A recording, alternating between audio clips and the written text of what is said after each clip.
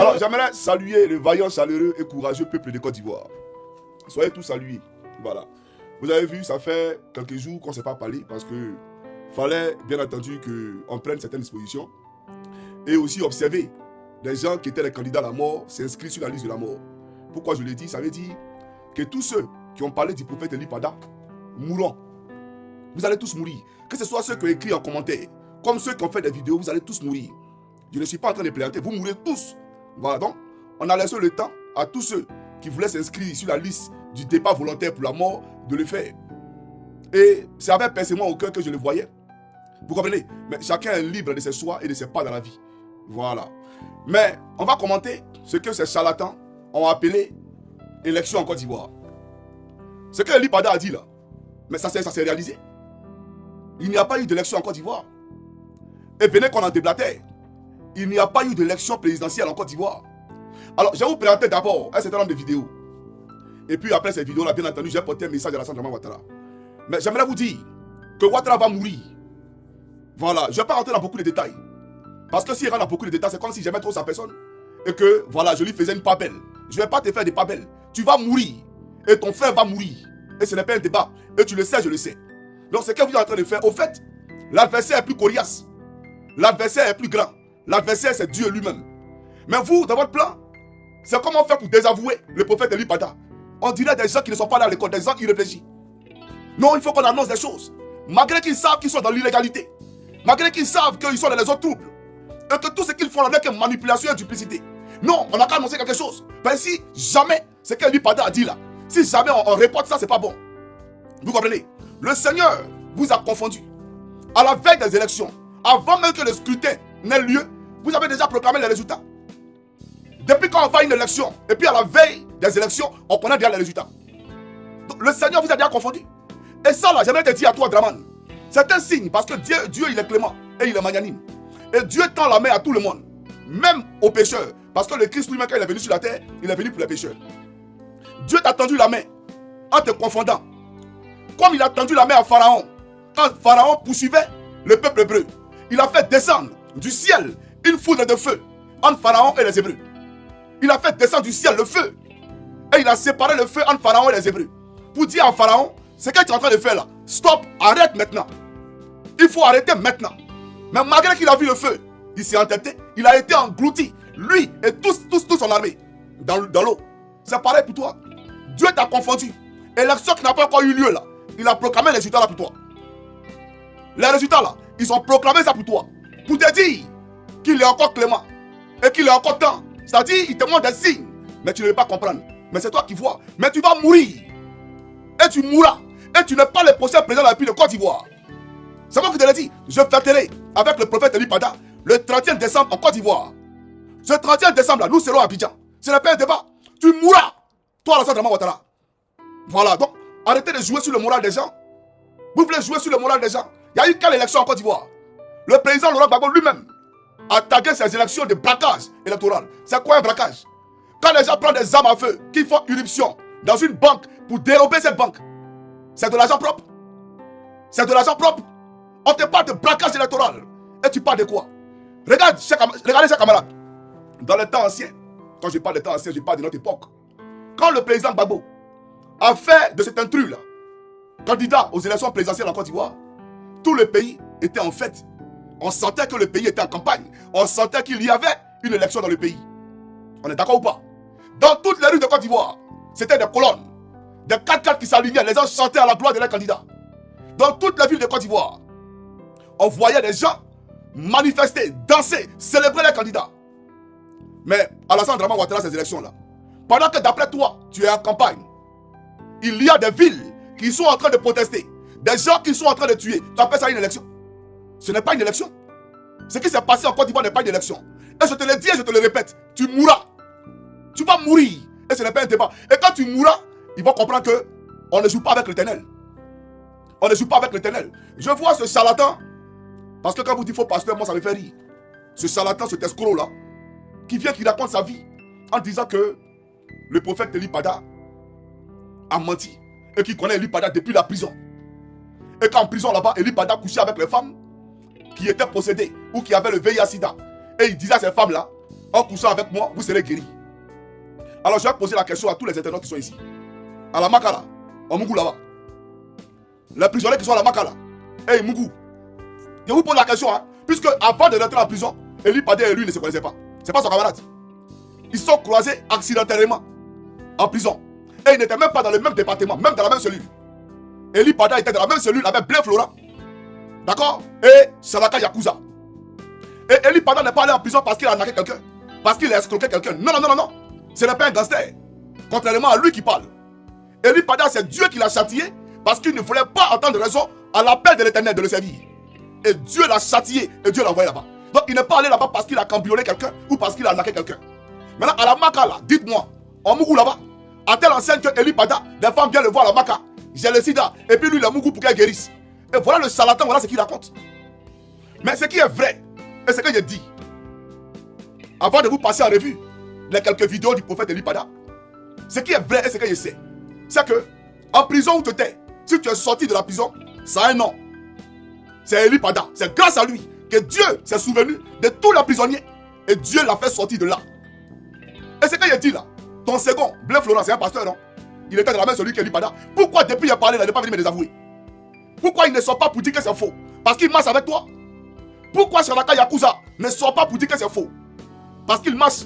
Bon, il ne marche pas avec toi, mais Salaka, tout le monde le connaît. C'est quand même un personnage public. Donc il peut dire, Johnny, c'est faux, c'est ce que tu dis là.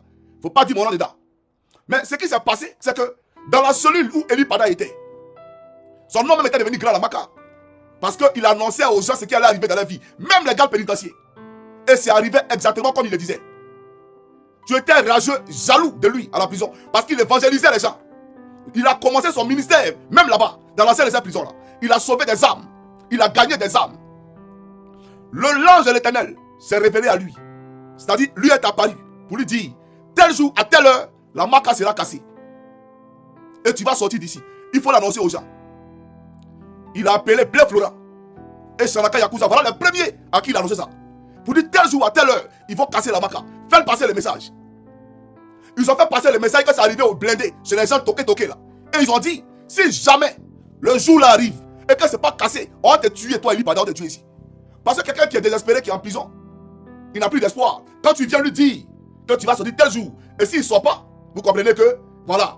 Donc ils ont promis à lui, le jour là, on va te tuer, si jamais c'est pas exaucé. Et le jour où l'ange de l'Éternel a dit, que l'ange de l'Éternel a donné, ce jour-là, à la même heure, la prison fut cassée par les rebelles. Et le prophète avait annoncé que ça allait être cassé par les rebelles. Et il a dit aux gens où les rebelles allaient les envoyer.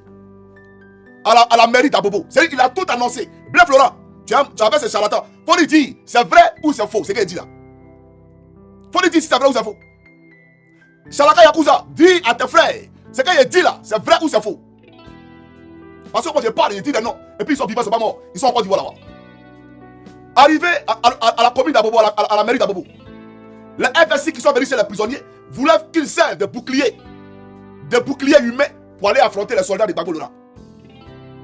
Et c'est comme ça que l'ange de l'Éternel apparaît à nouveau à la commune, c'est-à-dire à la mairie d'Abobo, pour dire à Eli Padé, dis à tous ceux qui sont là, que s'ils vont, il n'y a pas un seul qui a suivi.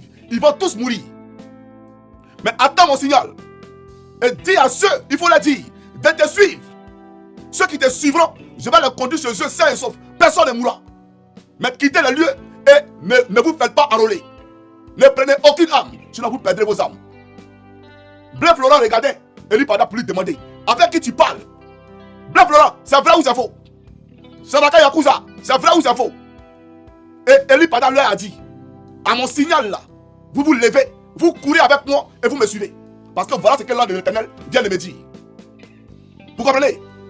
Automatiquement, ils étaient assis. Quand l'ange lui est apparu à nouveau, il a dit, lève-toi et courez.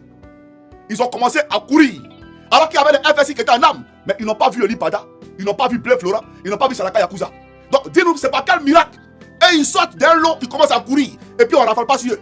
On ne tire pas sur eux. Ils ont commencé à courir. Ils sont arrivés devant l'église Saint-Ambroise. À Angré Yabobo. L'église était fermée. L'ange, il tape comment on appelle son portail. Personne ne veut ouvrir. Le gardien ne veut pas ouvrir. L'ange de l'Éternel apparaît à nouveau à Eli Padé. Et il donne le nom du gardien. Le nom de sa femme. Le nom de ses enfants.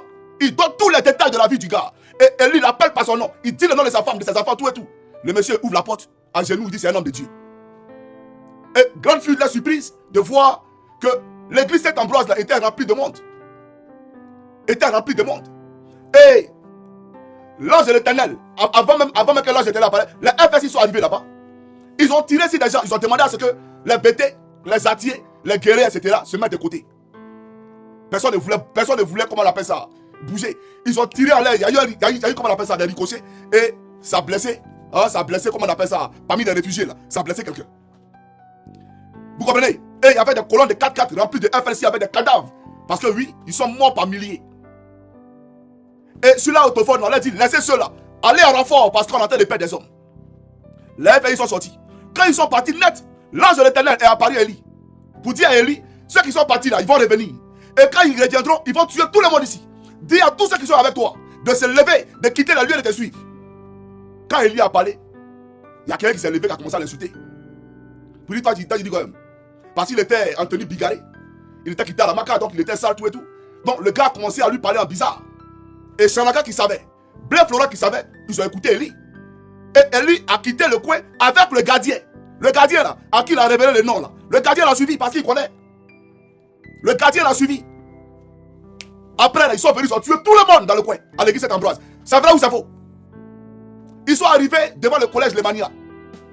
Toujours en train de courir. Le Seigneur les guide devant le collège Lemania. Arrivant à Lemania, même scénario, portail fermé. Le prophète Élie, l'ange de l'Éternel apparaît au prophète parce qu'ils ont tapé le portail. Le gardien ne voulait pas ouvrir. Mais c'était la guerre dehors. Il apparaît à l'Éternel. Et l'ange de l'Éternel apparaît à Élie et il dit le nom du gardien. Et la pathologie qu'il traîne. Pour les moutons du LDR qui ne comprennent pas, ça dit la maladie qu'il traîne. Donc, Élie Pada dit, il appelle le gars qui est derrière le portail. Il l'appelle par son nom. Et il lui dit, tu souffres d'une maladie au niveau de ton pénis. Quand tu vas pisser là, ça te fait très mal. Et ton pénis ne se lève plus. Il y a du sang qui sort dans ton pénis. Mais tu sortais avec une fille, elle s'appelle Maïmouna. Voilà, celle, le gars a ouvert le portail, il a commencé à pleurer. Blé Florent, c'est vrai ou c'est faux? Ils avaient comment? Shalaka Yakuza, c'est vrai ou c'est faux? Le gardien a ouvert le portail à genoux, il pleure. Et il demande à lui de le délivrer. De prier pour lui. Et le prophète Élie prie pour lui. Et il lui dit demain, à partir de 3h du matin, 5h du matin, tu vas aller pisser.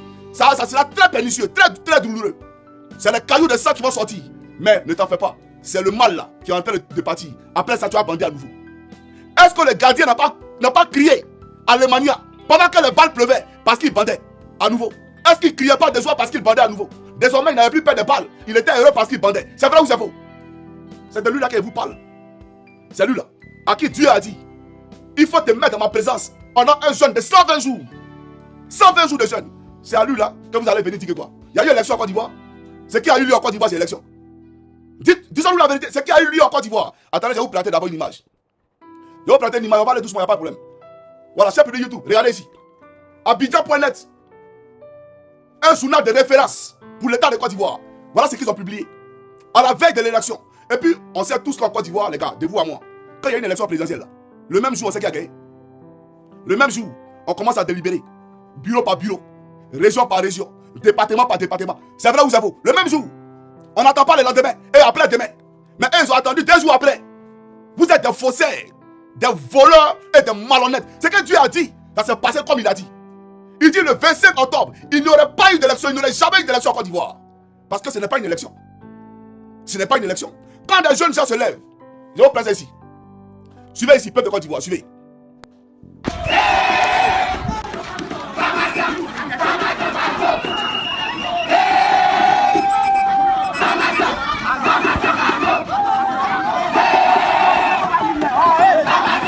Voilà.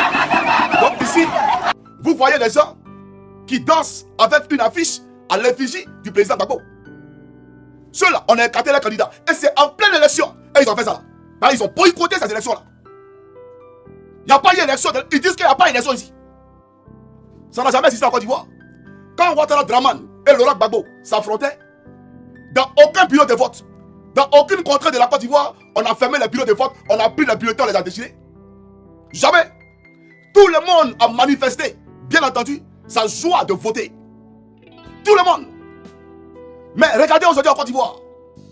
Qui a voté? Ils vont venir nous parler de taux de participation de ceux qui ont voté. Mais regardez ceux qui sont abstenus. Et même le retrait des cartes d'électeurs. Le retrait des cartes d'électeurs, c'est simplement montre qui a gagné les élections. Le retrait des cartes d'électeurs, ceux qui ont boycotté de retirer les cartes d'électeurs, montre qui est favorable en Côte d'Ivoire, qui est populaire en Côte d'Ivoire.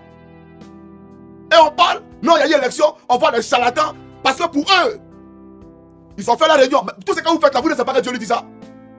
Vous ne savez pas qu'il est au courant de tout. Non, c'est Eli Pada là. On n'a qu'à annoncer quelque chose. Eli Pada là. Si on fait que. On n'a pas, mais il n'y a pas eu élection. Il n'y a pas eu élection. Tout le monde sait qu'il n'y a pas eu élection en Côte d'Ivoire. C'est ça la élection là. Deuxième vidéo les gars, suivez.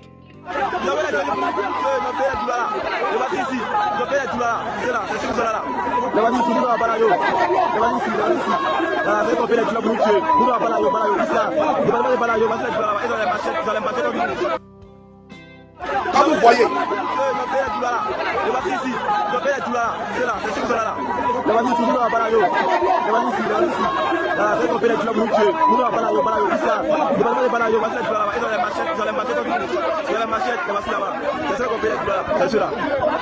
quand vous voyez Yves Zogo Junior et Barthélemy Nabo, armés des jeunes Doula, qui ne sont même pas autochtones, des gens à qui vous avez donné vos terres dans vos villages, prendre des armes contre vous en pleine élection. C'est une élection ça là.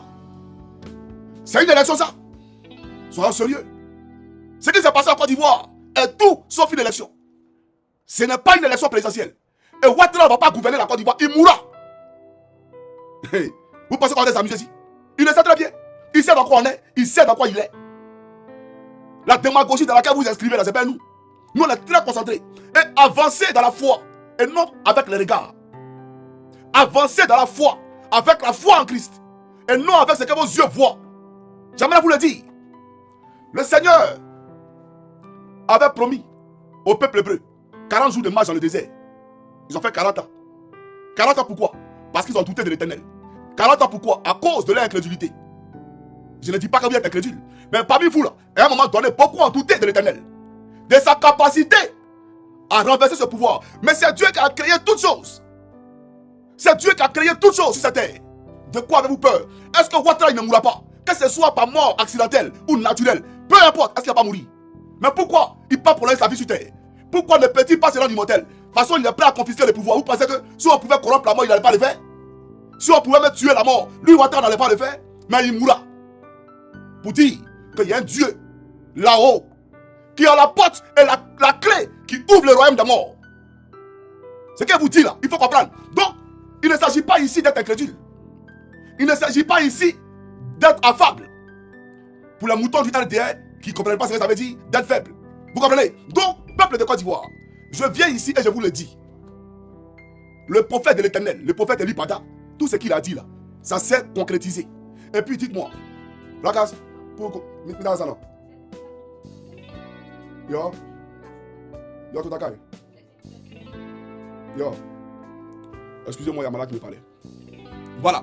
Donc, il ne voit pas où est le mensonge. Il y a quel mensonge? Et puis, nous sommes dans le temps de la prophétie. Nous sommes dans le temps.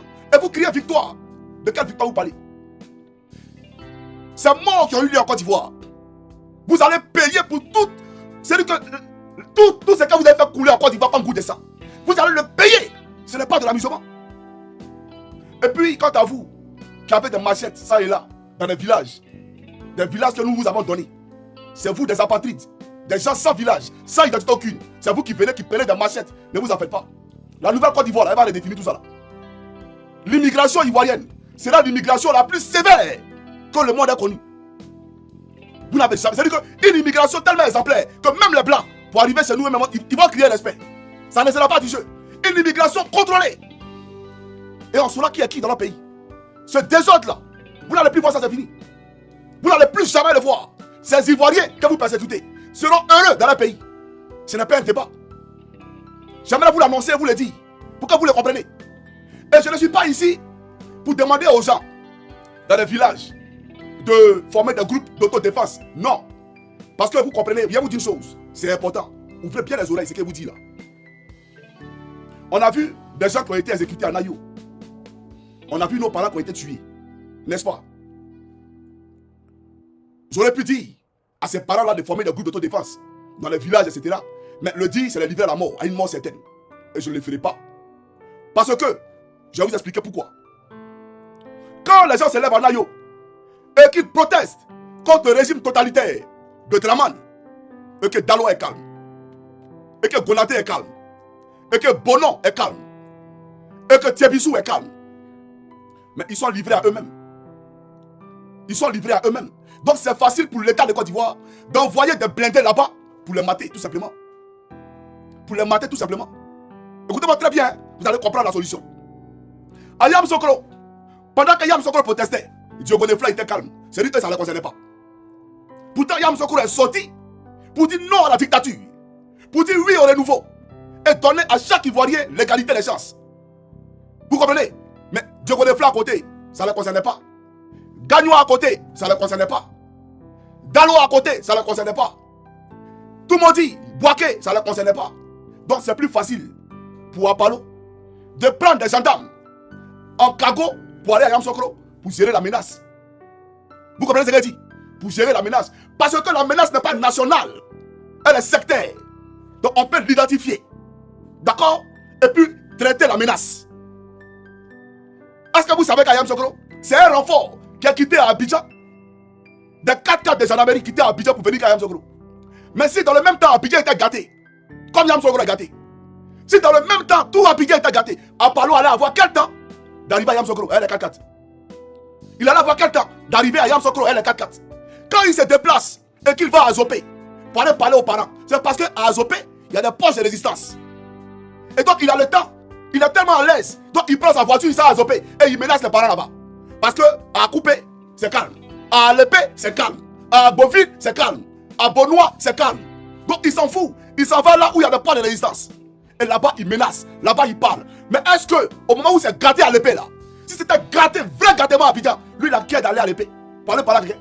À Abidjan là, il peut parler de qui? Parce qu'à l'épée, c'est simple. On est dans un village. Donc on peut aller parler au chef du village. À Yopougon, tu vas parler à qui? Tu vas parler à quel chef de terre à Yopougon pour dire il faut parler aux gens? Tu vas parler à qui à Abidjan? En parlant de qui à Abidjan? Voilà la solution. Draman, il est tranquille. Draman est tranquille parce que tant que la résistance peut se faire à l'intérieur, lui il s'en fout. Il est calme. Il n'a pas de problème avec ça. Voilà pourquoi les marches ont toujours été impartiales à Abidjan. Si l'opposition voulait marcher à l'intérieur du pays, Draman a dit marcher tous les jours. Tous les jours que Dieu fait, marcher, il s'en fout de ça aujourd'hui depuis demain. Mais Abidjan, il ne voudra jamais qu'il y ait des marches. Pourquoi? Parce que Abidjan, il est vulnérable. Abidjan, il est vulnérable. Et il n'y a aucune armée, son armée là, qui va donner la mort à Nayo, qui va donner la mort à Serio, qui va donner la mort à Gagnoa gratuitement là. Cette armée ne peut pas faire ce qu'elle fait à Nayo, à Abidjan. Son armée a qu'à de rentrer à Yopougon. Dans un quartier, aller tuer quelqu'un. Il y a longtemps quartier est fermé sur eux. Il y a longtemps quartier est fermé sur l'armée. Et ils savent. Donc, la vraie solution là, c'est Abidjan. Ce n'est pas à l'intérieur du pays. Regardez le cas de Gbagbo Laurent, notre président. Vous vous souvenez très bien, à l'époque, quand ils ont pris Boaké, ça a empêché à Gbagbo Laurent d'être président de la Côte d'Ivoire. Est-ce que ça a empêché à Laurent Gbagbo de gouverner? Il a gouverné. Mais dès l'instant qu'ils sont rentrés à Abidjan, dès l'instant qu'ils ont frappé de façon simultanée, Boaké, Korogo, Daloa, Apalo, vont le corps des gendarmeries, les gendarmes qui trahissent ça et là. Quand ils sont rentrés à Abidjan, les gens de Gbagbo avaient commencé à compter. Le pouvoir de Gbagbo se jouait en même temps. La longévité de son pouvoir se jouait là en même temps. Vous avez déjà vu les microbes, ce qu'ils appellent microbes là. Genre vous êtes mobilisés à Abidjan. Et ils vont prendre machette pour venir vers vous. Et ils connaissent Zion pendant par loup. C'est à l'intérieur du pays là. Dans les villages là, ils peuvent faire ça. Abidjan, ils n'ont pas qu'à aujourd'hui depuis demain. Ils savent. Ils le savent, ils savent très bien ce qu'il dit. Vous comprenez? Alassane Dramane Ouattara et Abidjan. Regardez la marche. Quand on a demandé à Makori, pourquoi ils ont refusé Makori? Bah, il s'est collé au plateau. Et il s'est collé au 3e pont pour aller à la rivière là où Ouattara habite. Ils ont peur. Ils ont peur. C'est ça la réalité. Et donc cette armée là, elle ne peut pas tuer à Abidjan comme elle le fait à l'intérieur. Elle ne peut pas le faire. Donc la vraie solution, c'est que les patriotes en Côte d'Ivoire, je ne parle pas de l'intérieur, je dis à Abidjan, la vraie solution, c'est de paralyser tout Abidjan. La vraie solution, c'est de paralyser tout Abidjan, afin que ceux par qui Dieu doit passer, parce qu'il le connaît, pour faire mal à ce monsieur-là, ils se lèvent, parce qu'ils ne permettront pas, à un moment donné, que le peuple soit martyrisé. C'est pareil à Madagascar. Même en 2000, à Abidjan, quand Boka Yapi faisait ces choses, Apollo les a tournés. Qu'est-ce que tu as fait? Toi et le chef et la gendarmerie, vous êtes descendu, non? Pour dire non, non, non, non, arrêtez de tuer le peuple. Aujourd'hui, c'est toi qui tues le peuple. Donc pour dire, même dans l'armée, il y a des gens qui sont contre. Mais ils attendent un dévouement du peuple. Parce qu'ils ne voient rien sur le terrain. Un peuple qui n'est pas mobilisé.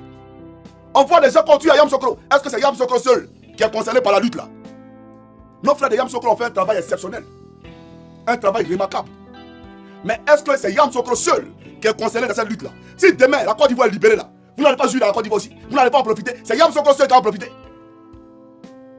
Donc le vrai combat, la vraie solution, c'est à Abidjan, Cocody Plateau, Makori, Poboué. Voilà Côte d'Ivoire là.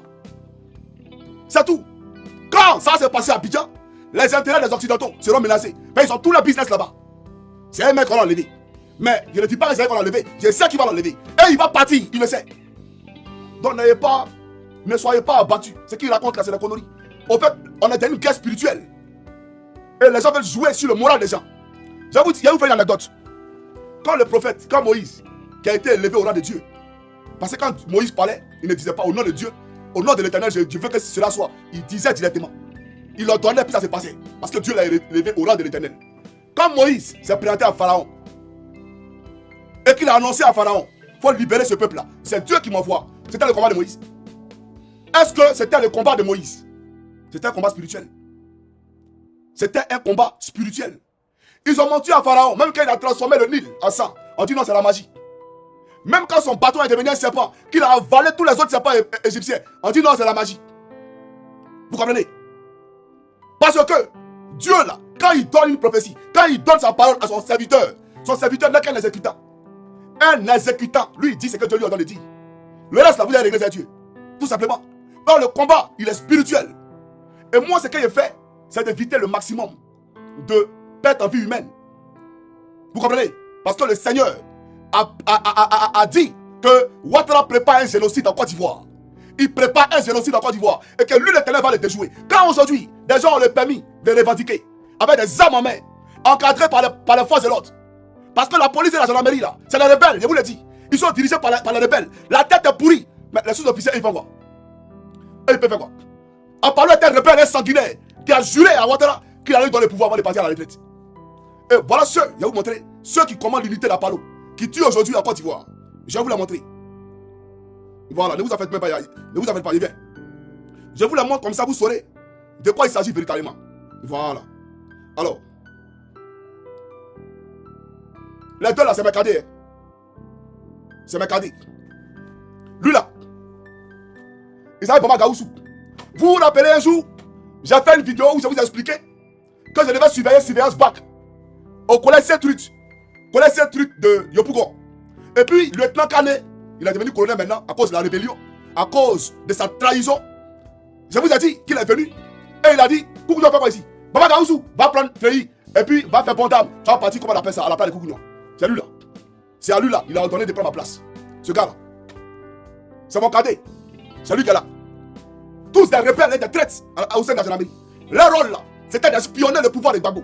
Ça veut dire qu'on était ensemble, on parlait et ils écoutaient, ils partaient rendre compte en Kane. C'est ceux-là. Apollo a créé une unité. Unité d'intervention, intervention rapide de la gendarmerie nationale. Mais ça veut dire quoi si ce n'est pas une milice armée? Parce que à la gendarmerie, là, il y a l'UGN qui est là. L'UGN, l'unité d'intervention de la gendarmerie nationale. Maintenant, Apollo a créé une unité d'intervention rapide et brigade d'intervention rapide de la gendarmerie nationale. Et c'est les Djoula là qui sont là-bas. Et voilà les gars ici encore. C'est mon cadet. Je vais vous le montrer ici. C'est ceux-là qui tuent vos parents. Le voici ici. Il s'appelle Baba Lassine. Baba Lamine ou bien quoi là. C'est mon cadet. On a fait le deuxième ensemble. Voilà. Il est devenu lieutenant. Quand Ouattara a pris le pouvoir, on a pris les Djoula, on a fait deux des lieutenants. Le voici ici. Et on s'est vu à Divo parce que pour ceux qui ont fait Divo ou qui sont à Divo, ce visage là vous êtes familier non? Il était à l'escadron de Divo. À la sortie là, on a là côté là. Le camp qui est là, il était commandant des pelotons là-bas. C'est ceux-là qu'Apollo a appelé à lui. Et il a créé la brigade d'intervention rapide de la gendarmerie nationale. Ceux-là, ils sont rapides que l'UGN quoi. Lui, il est trop formé quoi. Que les monos qui sont à l'UGN. Et puis Apollo, lui, il crée une brigade. Voilà ceux qui tuent vos parents. C'est eux qui sont là. Mais ils seront traités demain. Tu es officier. Ton officier là, on prend pour avaler ça demain. Il faut écrire ça pour garder. Ce n'est pas un débat. Vous comprenez ce que je vous dis? Donc, j'aimerais que les Ivoiriens le comprennent et qu'ils le retiennent. Le vrai combat, c'est en Côte d'Ivoire, à Abidjan. Que les étudiants de la FESI se lèvent comme un seul homme. Le président Gbagbo Laurent a dit ceci, et vous présentez ici. On va suivre rapidement, vous allez voir. Vous allez voir, suivez attentivement. Il faut dire les choses clairement. Ceux qui peuvent gagner ces élections ont été écartés. Je n'accepte pas ça. Ce qui fait que ce qui va se faire le 25 octobre, ce n'est pas une élection. Qu'est-ce que c'est alors? C'est un coup d'État civil. C'est un braquage électoral. C'est un coup d'État. C'est un coup d'État. À ce point-là? Ah oui. Déjà, j'ai envie de comprendre. Je ne sais pas si en Côte d'Ivoire, on souffre du même syndrome que l'opposition camerounaise. Comment expliquer que malgré tout ça, vous n'ayez pas pu avoir un candidat unique qui puisse défendre ce que vous dites? Si vraiment il y a braquage, les gens se seraient peut-être alignés derrière ce candidat que l'opposition aurait choisi. Mais pourquoi voulez-vous qu'on choisisse un candidat? Il y avait au départ 60 candidats. Une soixantaine de candidats. Oui, oui. Il y avait une soixantaine de candidats. Les gens se sont présentés. Bon, parce qu'en ce moment-là, tout le monde pensait qu'il s'agissait d'une élection. Vous pensez qu'aujourd'hui, on ne pense pas qu'il s'agit d'une élection? Non. Et alors pourquoi ils y vont? Ah, mais ça, c'est leur affaire. Allez leur demander. Voilà. Donc, vous avez écouté le président Gbagbo. Il parle de braquage électoral. Ce n'est pas une élection, c'est un braquage électoral. Avec des gangsters à la tête de la Côte d'Ivoire. Et Guillaume Soro lui-même, pour revenir en arrière, suivez cette vidéo là, chers camarades. Je vois certains qui se moquent et qui me moquent. Qui disent oui, Guillaume a dit qu'il n'y aurait pas d'élection en octobre 2020. Ah, il y a eu élection en Côte d'Ivoire. Le grand Alassane Ouattara, du FMI, seul premier ministre d'Oufo Boigny, il n'a pas trouvé quelqu'un d'autre en Côte d'Ivoire. Si ce n'est pas d'aller chercher Kakabé pour venir le gagner, et puis dire qu'il a gagné l'élection. Franchement, Gueye a fait mieux. Gueye a écarté tous les candidats, mais quand même, il a affronté un opposant de poids. Kakabé, qui est mon camarade de fac, qui ne pouvait même pas... Enfin, je ne me moque pas de Kakabé, hein, c'était un ami de l'université. Hein. Kakabé, je le salue très bien. Vous voyez? Donc, ce monsieur-là a toujours été dans la forfaiture et dans l'illégalité depuis 2020 et même 2015. Mais ça prend fin cette année. Parce qu'il pense que c'est terminé. Non, ce n'est pas terminé. Ça prend fin cette année. Lui là, il ne va pas nous gouverner. Et je vous ai dit, écrivez, il mourra. Lui là. Et puis c'est biblique. Qui règne par l'épée, périra par l'épée. Il est venu au pouvoir comment? Si toi, tu n'es pas parti comme tu es venu, c'est que Dieu n'existe pas. C'est que la parole de Dieu là, il a menti. C'est que Dieu est faux. Si toi, tu n'es pas parti comme tu es venu, c'est que Dieu est faux. Tu partiras comme tu es venu. C'est tracé, c'est scellé, c'est acté. Ce n'est pas un débat. Même de Côte d'Ivoire. Suivez cette troisième vidéo. Suivez.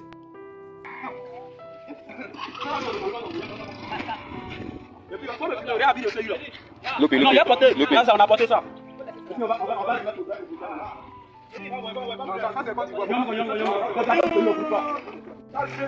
Ouais, on a fait. On a fait. Il n'y a pas d'élection ici, on a tout brûlé. Voilà. Nos frères de Koutoukou Kotieri, c'est notre village qui est notre village. Ils ont tout brûlé aussi, ils ont tout brûlé. Si au niveau de canton Koutoukou, il n'y a pas d'élection, ils vont vous blaguer que la on a tout brûlé. On a brûlé ça. Il n'y a pas d'élection, Gbagbo Laurent, il n'y a pas d'élection. Voilà. Vous voyez, il y a eu même des vidéos où on voit des gens. Non, la directrice, elle a fermé le bureau, elle a fermé l'école, elle est partie à la clé. Et les gens là-dessus, ils sont là, elle est partie. Il n'y a pas eu d'élection en Côte d'Ivoire. Vous voyez ici, des gens qui ont déchiré. Tous les bulletins de vote, ils ont brûlé. Quand il y a eu élection, il y a eu quelle élection? Il n'y a pas eu d'élection. Si lui, Draman, est allé s'aventurer à l'école là, école, comment on appelle ça? Je sais pas, c'est Sainte-Marie ou bien quoi là. C'est ça, il n'a pas élection. Ou bien parce qu'au nord, c'est vendu qui sont là-bas parce qu'ils ne pensent qu'à leur estomac. Oui, il y a d'autres qu'on a. Non, ne vous en faites même pas. Tous ceux qui ont participé à ça là, vous allez voir, ne vous en faites même pas. C'est Dieu qui a permis que les choses se fassent de la sorte. Moi, à l'époque, j'avais dit, il fallait qu'on donne à ces nordistes là leur état pour que nous en soyons en paix. À l'époque, j'avais proposé ça. Mais après, j'ai dit non. Par rapport à beaucoup de choses, beaucoup de paramètres, parce qu'il y a beaucoup aussi dans le nord qui sont otages de ce système-là, il ne fallait pas le faire. Sinon, la plaie qui gangrène la Côte d'Ivoire, le mal qui sévit sur la Côte d'Ivoire, ce mal-là vient de là-bas.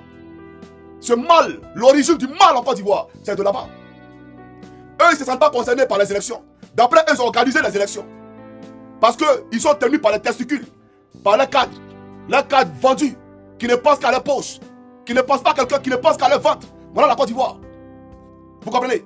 Mais ne vous en faites pas. Moi, j'ai dit que vous allez vous mettre à genoux pour venir demander pardon au peuple de Côte d'Ivoire. Pas à Johnny, au peuple de Côte d'Ivoire.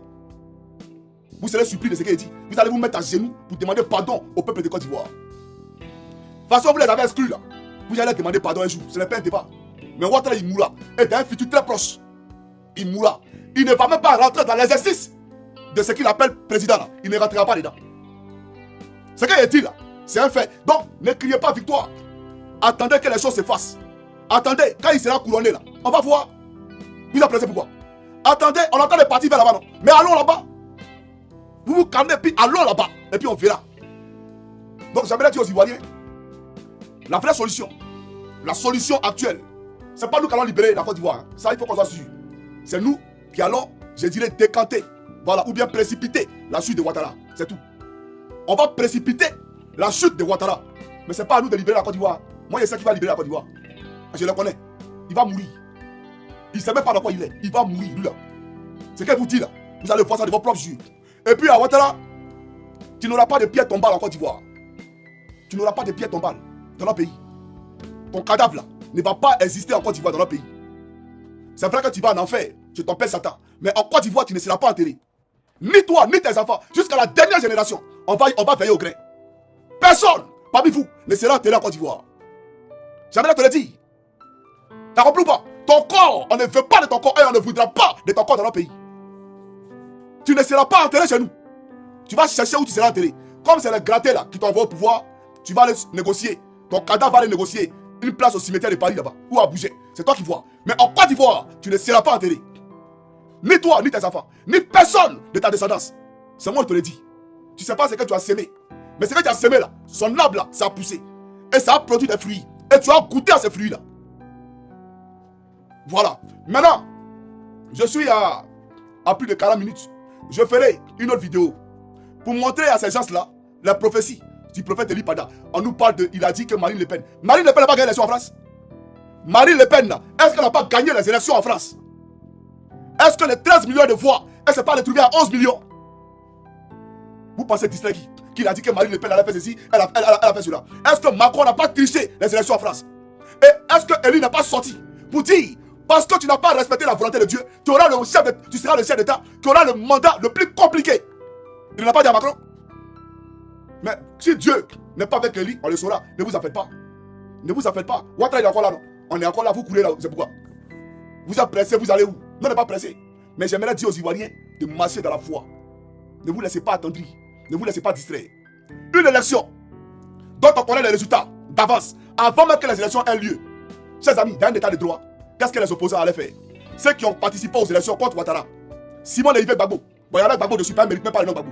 Simon Leïvé, cette traite-là, si une élection à laquelle elle a participé, quand on met les résultats, on affiche les résultats, un jour avant que les élections aient lieu, elle doit faire quoi?